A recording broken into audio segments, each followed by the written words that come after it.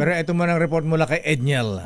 Barko palulubugin? Oh, alamin natin, Wow. Lakay. Anong klaseng barko yan? Nasa RH-52, Edniel Parosa, ito lumang BRP Miguel Malvar palalakay. Palulubugin Pero din sa barko- maritime strike ng Balikatan 2025. Ang laki pa rin yan. Oo, alamin natin ang report mula kay RH-52, Edniel Parosa. Edniel. Lakay at Israel sa pangalawang sunod na taon, isang lumang warship ng Philippine Navy ang palulubugin sa Philippines-US Balikatan Exercises.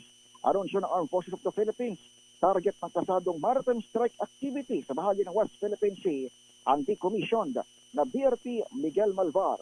Nakatakda itong naturang aktibidad sa karagatang sakop ng San Antonio, Zambales sa Mayo 15 o Mayo 5. Matatandaan noong 2024 o nakarang taon, isang Chinese-made na barko, itong BRP Lake Caliraya, ang pinalubog ng missile frigate sa BRP Jose Rizal.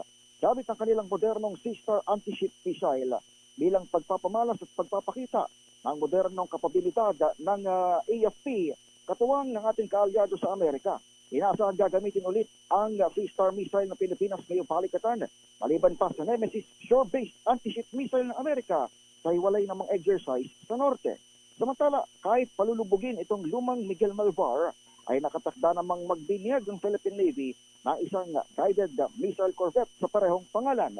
Magugunit ang tinanggap na ng Department of National Defense at AFP ang pinaka-advanced itong naval asset na FFG-06 galing South Korea na papangalanan ding bagong BRP Miguel Malvar. Ayon sa AFP, kaya nito ang anti-ship, anti-submarine at anti-aircraft operations. So palulubugin yung lumang Miguel Malvar, pero soon bibinyagan na itong mas bago, mas modernong BRP Miguel Malvar.